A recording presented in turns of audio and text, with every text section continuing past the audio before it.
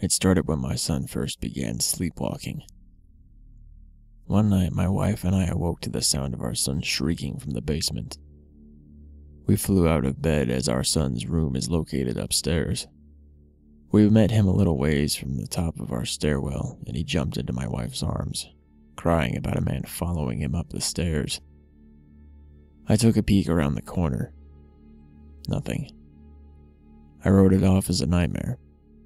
It took a while to convince our son that he had just had a bad dream, and to convince him that he was just sleepwalking, and that nobody had stolen him from his bed. He slept with us that night and seemed fine in the morning. The next day went on as usual, until it was my son's bedtime. He began to cry and insisted on sleeping with my wife and me. I grudgingly relented, and we slept without incident. The next night he was willing to sleep in his own bed, and I went to bed happily with my wife.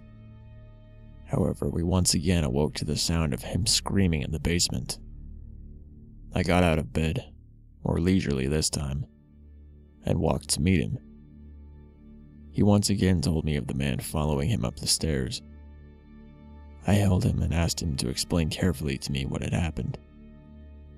He told me a tale of waking up in the middle of the basement and seeing a terribly scary man run towards him from the far end of the basement.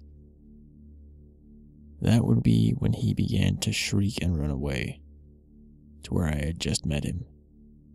I acted as though I believed every word of it, and told him that I would go take care of the man. I left my son with my wife and leisurely walked down the stairs. I walked around the whole basement, and then ensured making false noises as if fighting with someone. As I approached the stairwell, I glanced back to the far bedroom in the basement, and just for a second, I thought I saw a horribly disfigured face watching me from behind the door. I blinked, and it was gone. I chuckled at the fact that my son's nightmares were getting to me.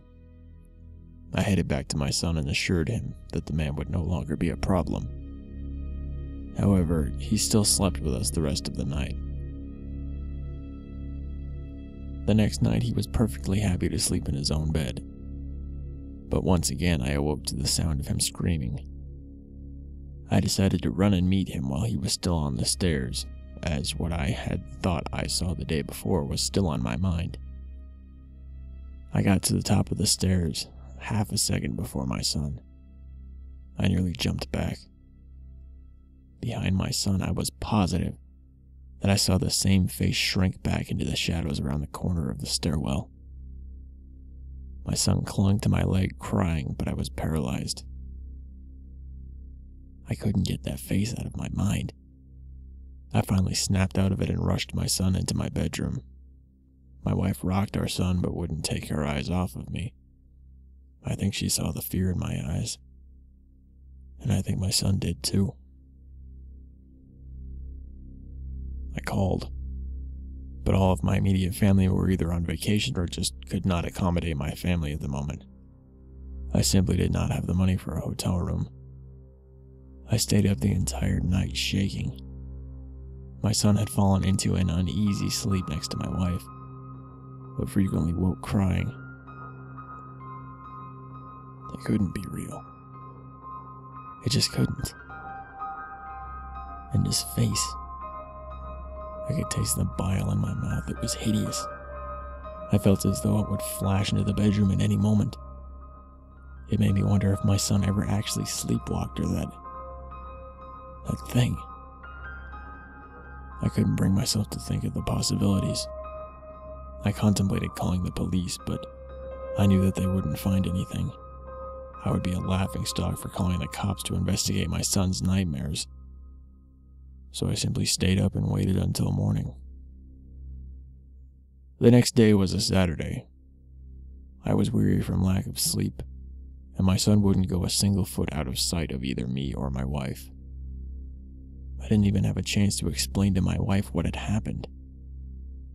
My son was always nearby, and if he saw his dad afraid, he would be a wreck.